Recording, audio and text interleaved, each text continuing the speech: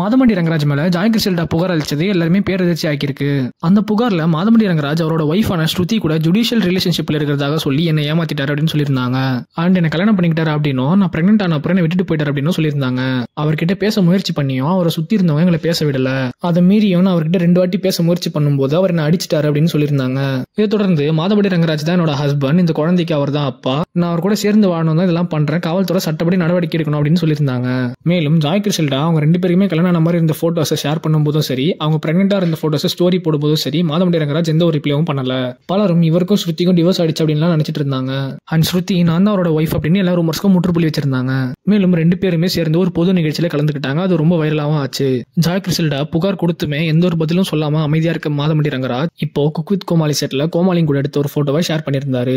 அந்த போஸ்டோட கேப்ஷன்ல pillars of cook with Comali season 6 this show is not just special for the audience but for me too. Yes, I may be a judge but they never judge me. They are my blessings, my true friends அப்படின்னு share பண்ணியிருந்தாரு. இந்த போஸ்டோட கேப்ஷன்ல மாதமண்டி ரங்கராஜ் இவங்க யாருமே என்ன judge பண்ண மாட்டாங்க அப்படின்னு சொல்றது, இவர் சுத்தி நடக்கிற சர்ச்சைகளுக்கு இவர் மறைமுகமா ரிப்ளை பண்றாரு அப்படின்ட்டு நெட்டிசன்கள் பேசிட்டு வராங்க. ஆனாலுமே மாதமண்டி ரங்கராஜ் ஜாய் கிறிஸ்டல்டா கூட திருமணமான மாதிரி வந்த செய்திகளுக்கு எதுவுமே டைரக்டா இன்னும் ரிப்ளைவே பண்ணாம தான் இருக்காரு. அதனால அவர் கண்டிப்பா பதில் அளிக்கணும் அப்படின்றது தான் பலரோட கருத்தா இருக்கு.